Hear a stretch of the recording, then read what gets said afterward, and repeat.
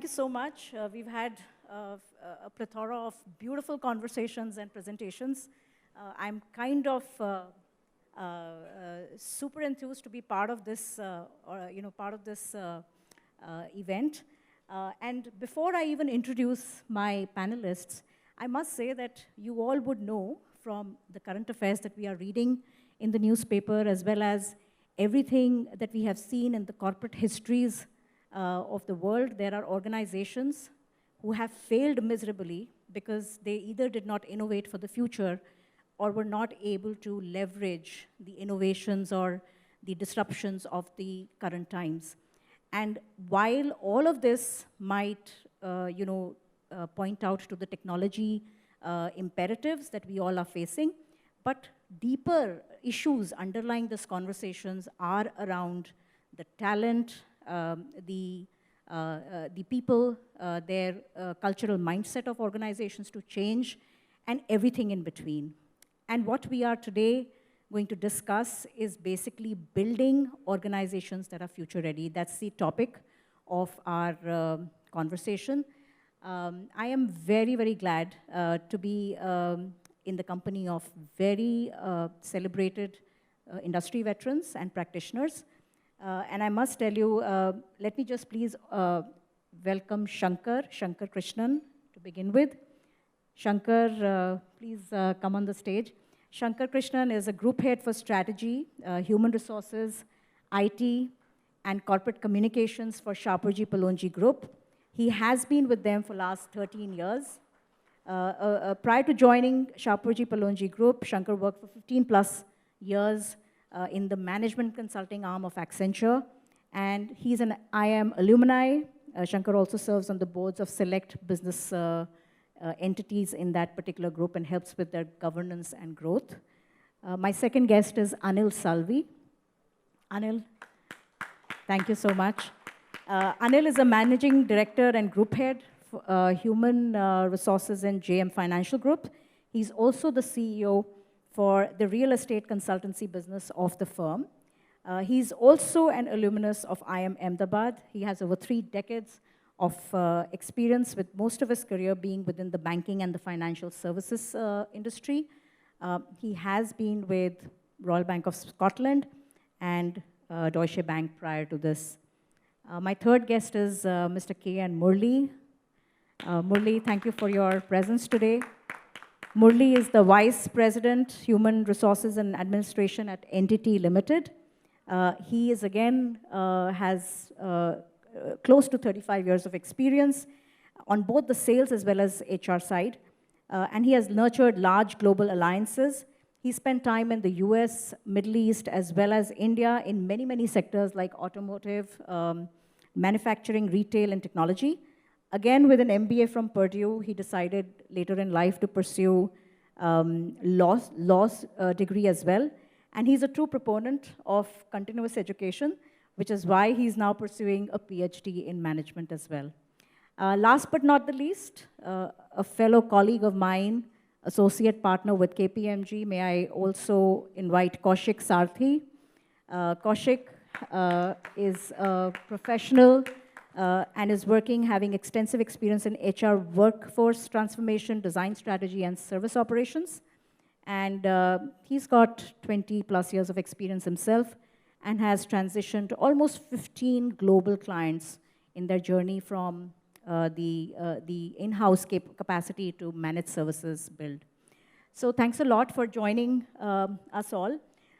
Let me just open this particular panel discussion, and perhaps the four big segments that we'll talk about is workforce, talent identification, and their management.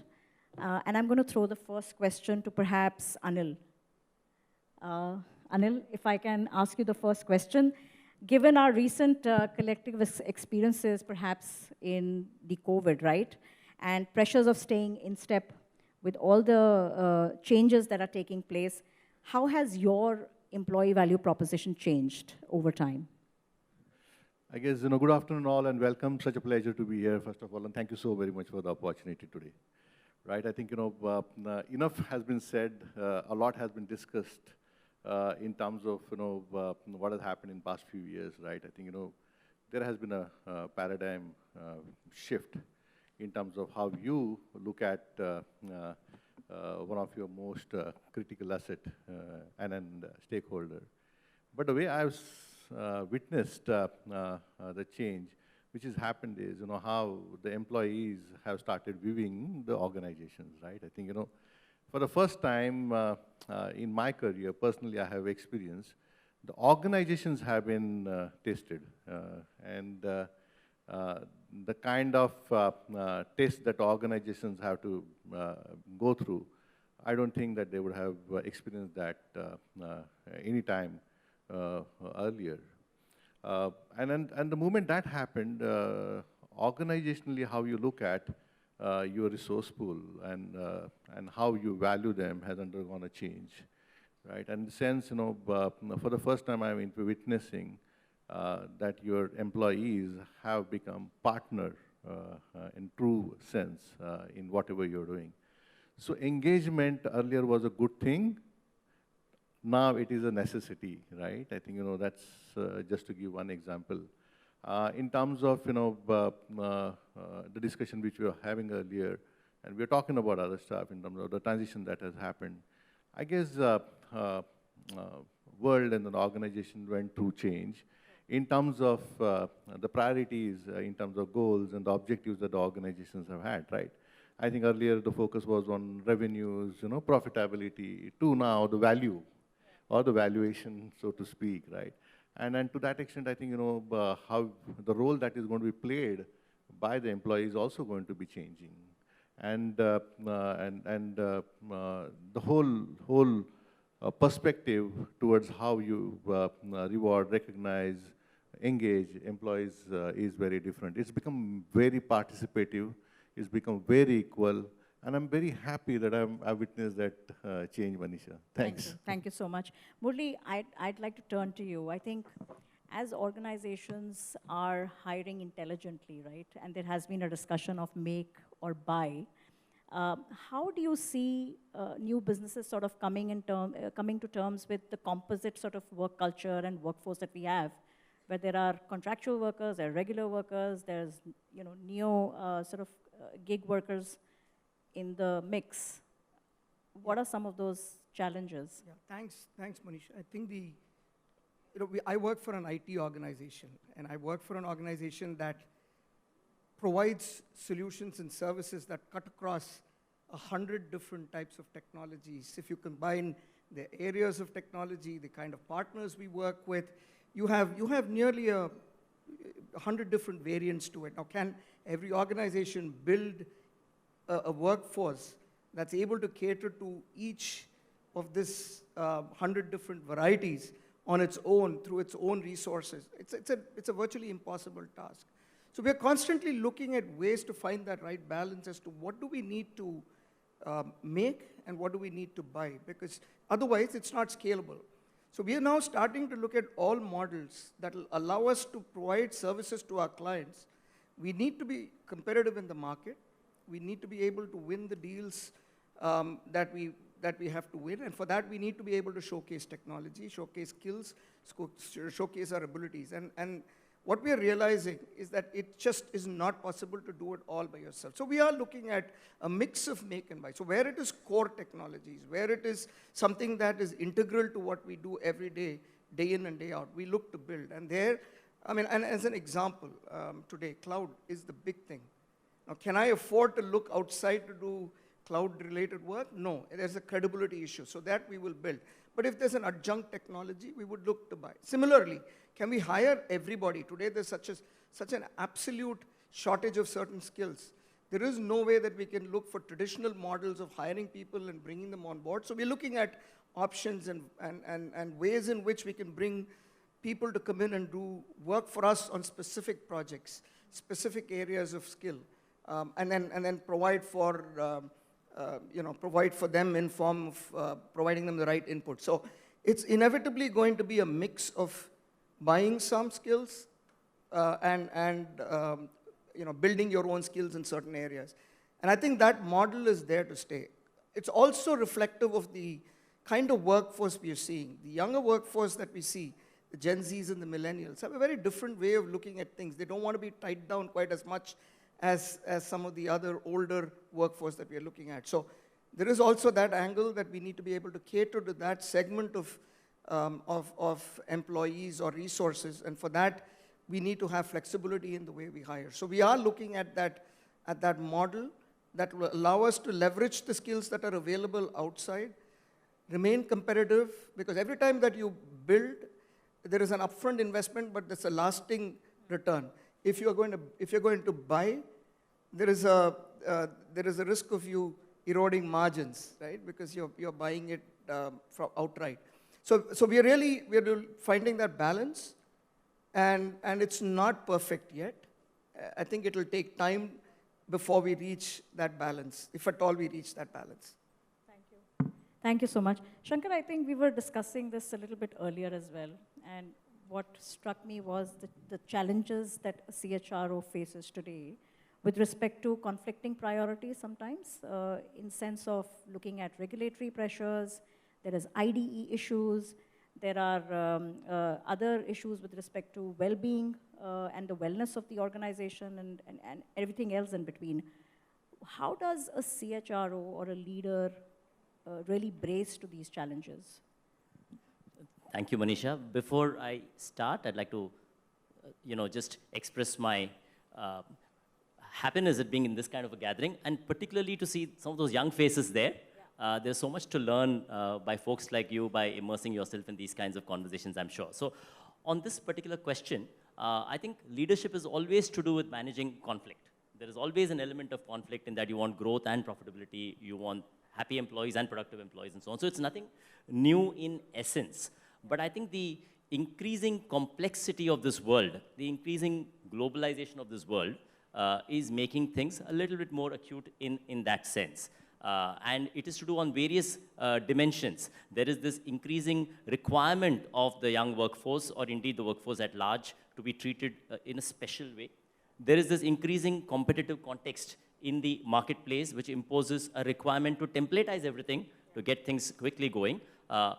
The way I look at it is, before even CHRO, I would look at the board and the leader, a CEO, and the entire management team, and the CHRO is very much part of that, is to acknowledge that this world is shifting and to believe that the past model is not going to be the way of working. To presume that the workforce is pretty much what it was 10 years ago is completely incorrect. This workforce is changing right in front of your eyes. It has specific and unique requirements. You have to marry the competitive context of your industry ecosystem with the broad requirements of this workforce, not from an altruistic standpoint, but because this workforce is really the key competency which drives a large part of your competitive advantage. The specific answer is a long answer, different for different industries, but the point is that to deal with this conflict is what leaders, CHROs, are paid for. Right. Yes. Right. You've given me a great segue, because we've also sort of seen that Gen Z and millennials, their expectation from an experience that the organizations can offer is significantly different. So perhaps if you can put in your consulting hat, perhaps, Kaushik, how can organizations sort of give that differentiated experience? What are the expectations, and how can we move in the right direction? Sure. First of all, thank you, Manisha. I think even before I actually start to answer the question, some of those words that resonated from the previous response. One is the EVP side of it. The other one is, it's a varied experience for every person as well, right? So irrespective of the generations that we're talking about, how do I want to still personalize the service that I can actually kind of provide to the employee as well? The third one is, if you purely look at EVP today, and this is one of the facts that I actually read recently, roughly around 50 to 55% of the organizations have already changed their EVP.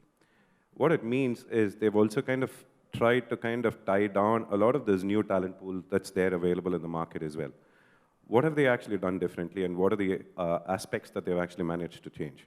One is the flexibility in the ways of working, how they actually kind of approaching the market. And two is the work environment as such, right? So as much as I talk about it from an EVP standpoint, do I actually still bring that life back in reality when somebody actually walks through the door? The third one is more in terms of what's the cultural mindset from an organization perspective. We were talking about wellness, the I&D programs, and the other stuff, right? How do I actually stand associated with the organization?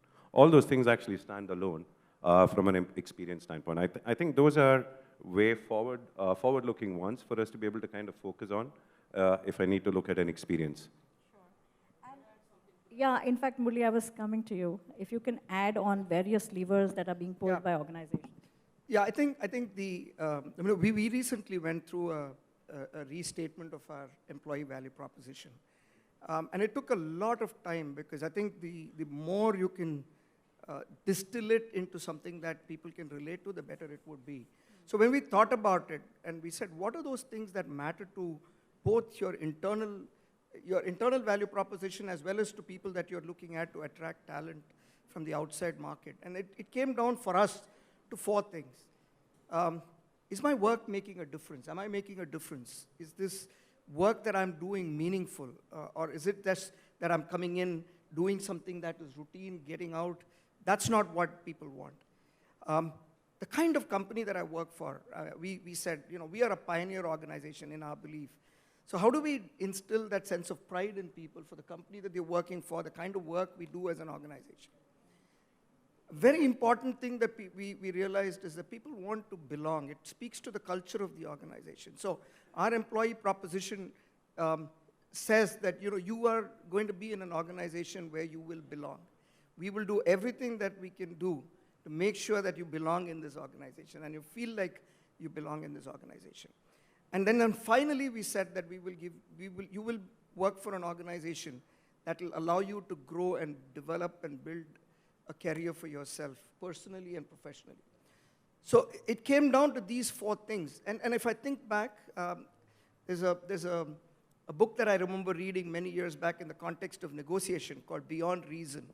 And Beyond Reason talks about core concerns people have.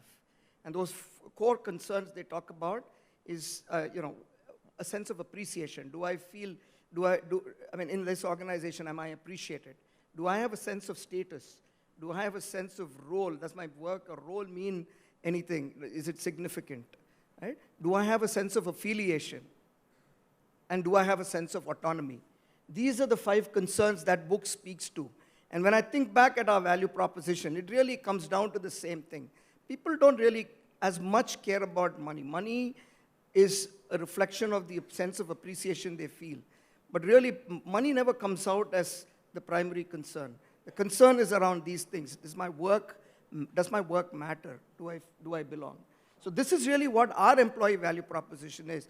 And when we looked at other organizations, large organizations, we realized that a lot of them speak about the same thing in different forms, but much the same core.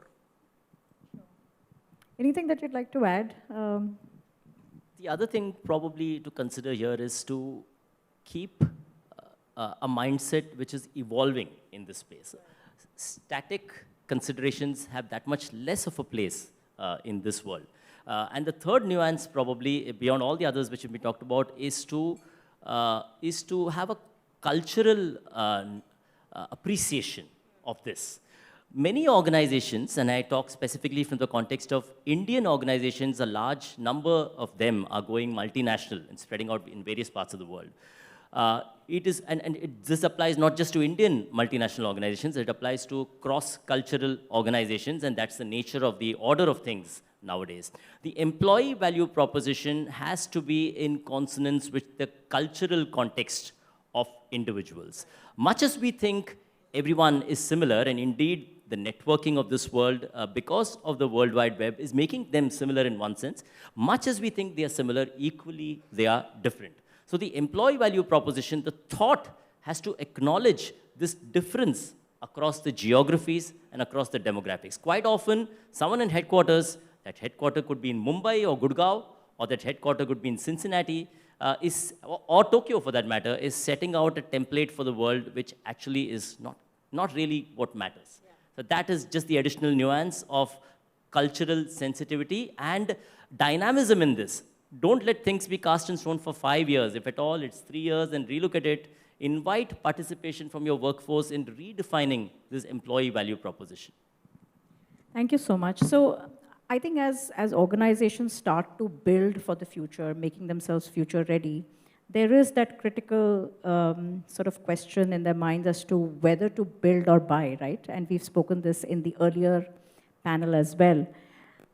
What is perhaps the right timing for an organization? And I'm speaking and I'm wanting some context here because you've done this for like several organizations. Would you be able to shed some light? Personally, for me, what I've seen in different organizations is primarily around the maturity model, right? So how mature is the organization? As in, look at it from this perspective, where there are a lot of organizations which are actually trying to kind of get their hands into a lot of stuff besides their core deliverable as well, right? The concept that we are actually trying to talk about, and which is going to be there to stay in the longer run as well, is more about let the organizations actually focus on their core deliverables, whilst you have a different set of organizations who are actually much more capable of actually doing that, actually run those managed services for you, right? Purely from that perspective, if you look at it, it allows the organizations to focus on core. The second one is the other organization actually runs the enabling side of the organization. The second one is there are different models to kind of approach it. If you look at it, there's an in-house model, which majority of the bigger players actually continue to do it.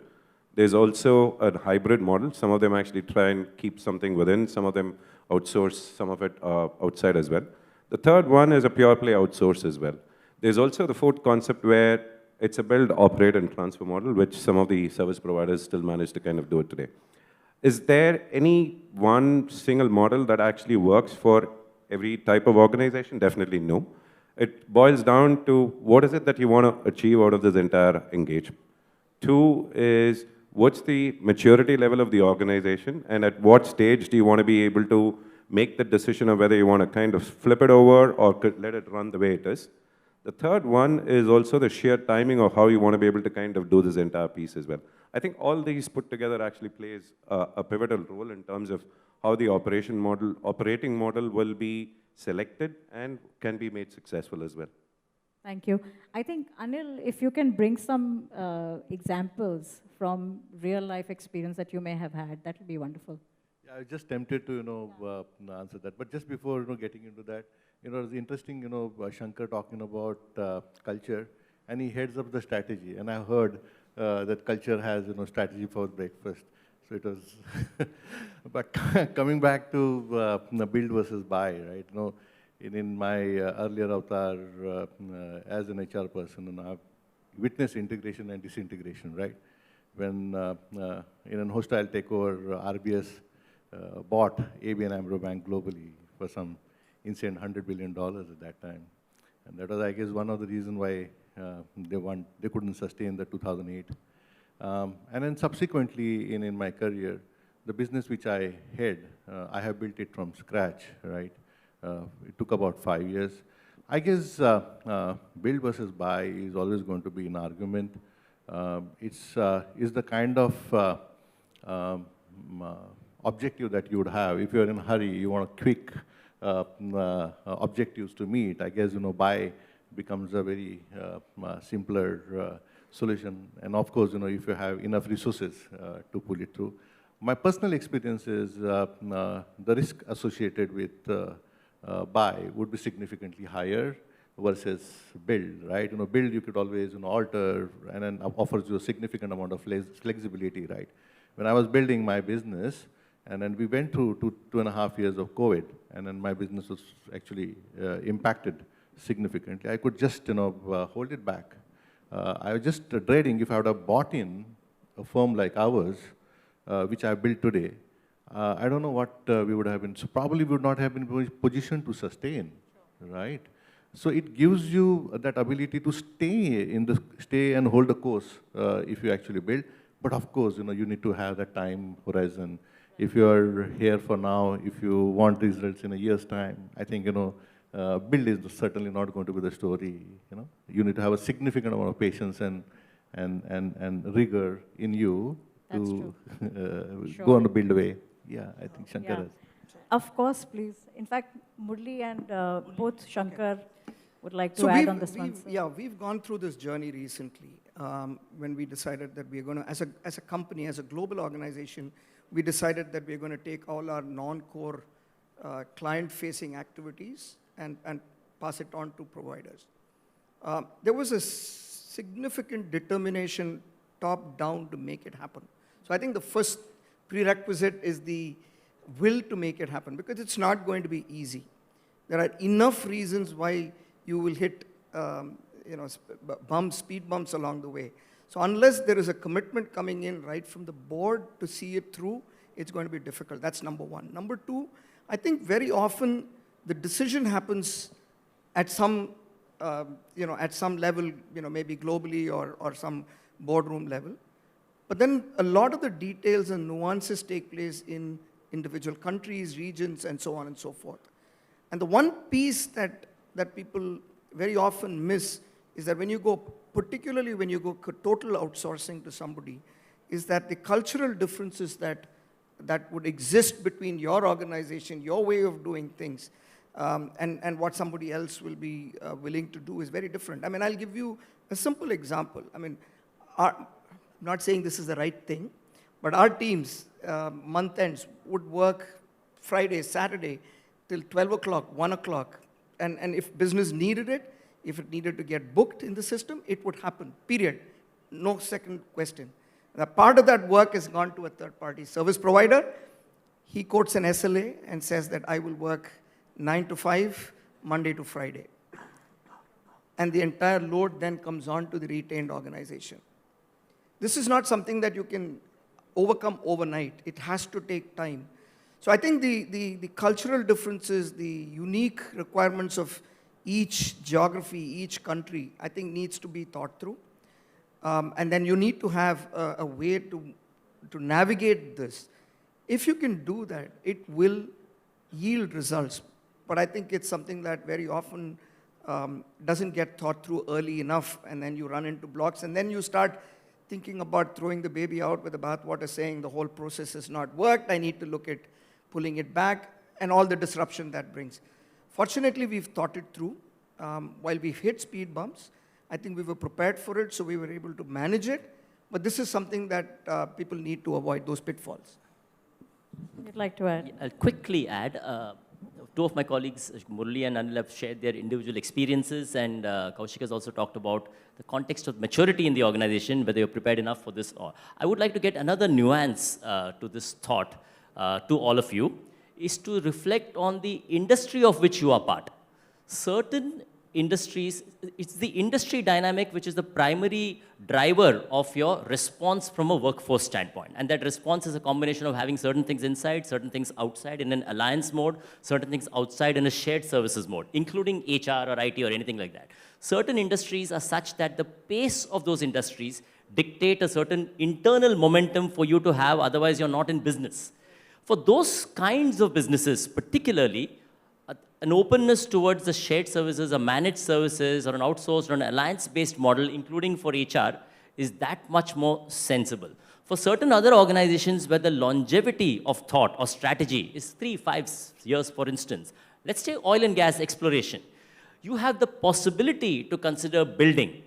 You have certain flexibilities of time. So the horizon of time, which is dictated to a degree by the industry of which you are part, has to perhaps be the unstated starting point. I'm sure we all think through it, but all I'm saying is that do not be thinking merely about the nature of your organization, but also think about the nature of your industry whilst taking this call.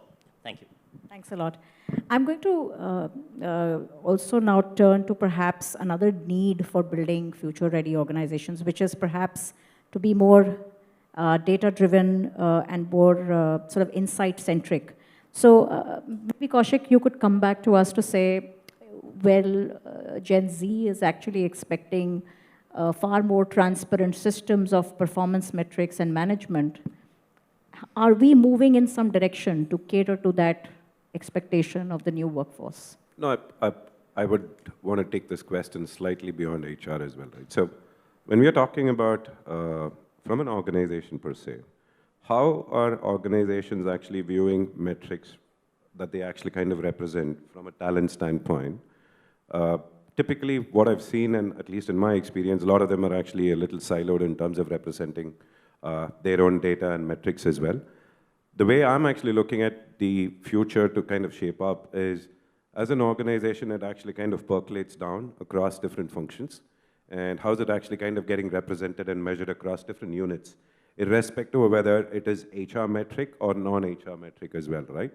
So that's one way of representing from an organization standpoint.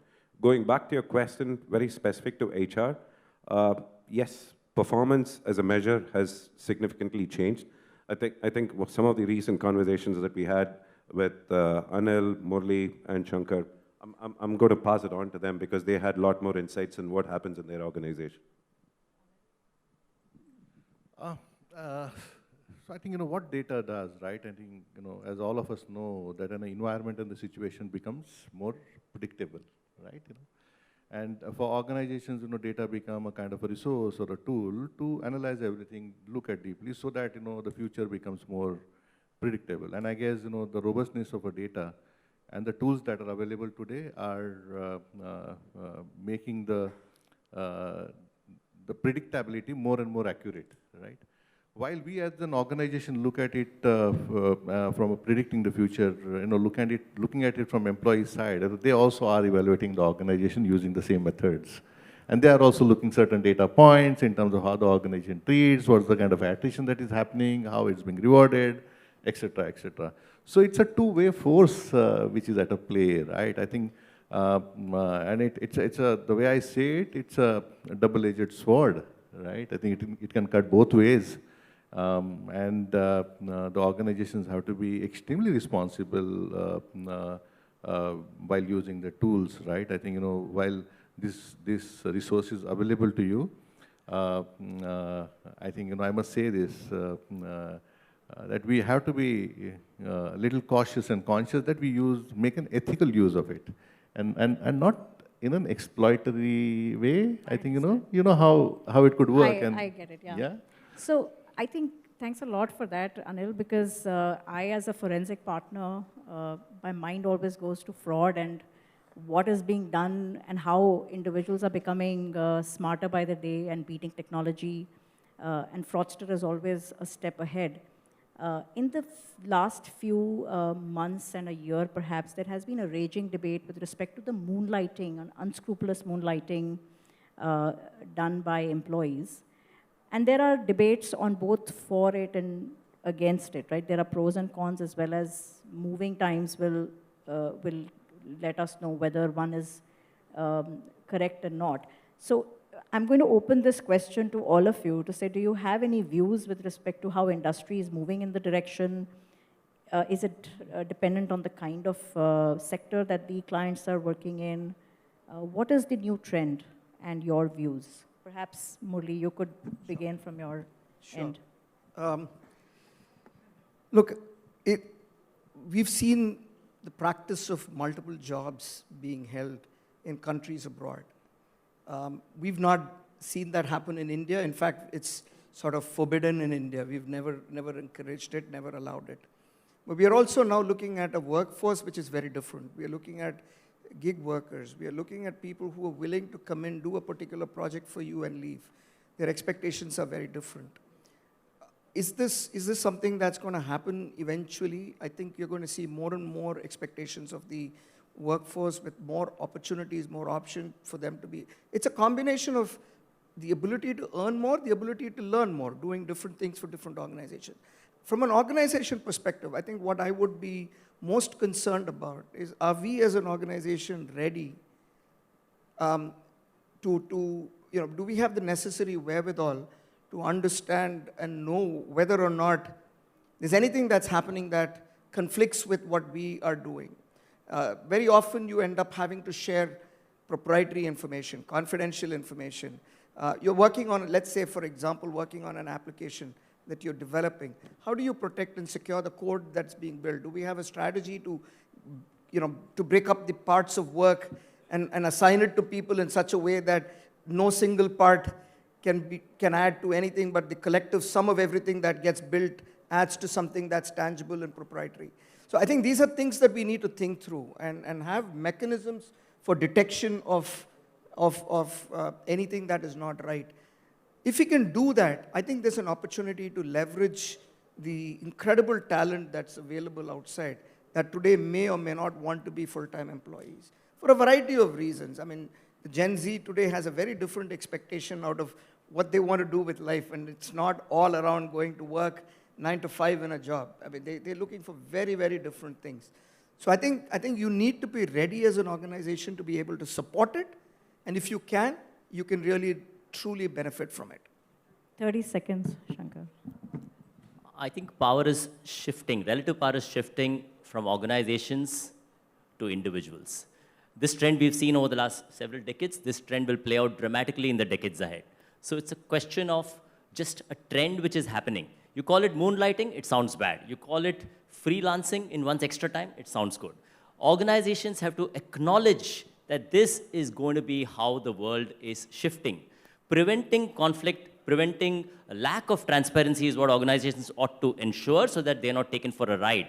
But accommodating this increasing need for individuals to do what they want is actually, from an economic standpoint, a good for the economy as a whole, because you have scarce skills and they do multiple tasks for multiple entities which pay a price.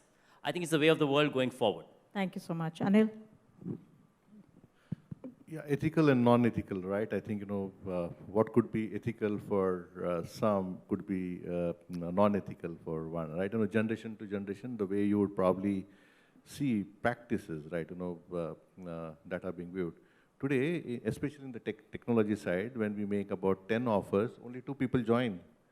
Yeah. So I think one could call it extremely ethical. You ask them, and they'll say, what's wrong, right? In the sense, I am a resource, I'm available, I'm on a hire, right? Talent on a hire, and I'll go where I think, I'm valued. The way you are handling transactions today, you're looking at it, you've become very transactional, right? And that's the reality. One can't, from a particular different generation, you might fault it. From your perspective, you cannot. So I think, we are going to be part of this gray world in time to come, I think, and we are going to maneuver and manage that gray bit. The organizations which are able to manage the gray bit efficiently and successfully, I see them successful organizations in time to come. Kaushik? No, I think they've said it all.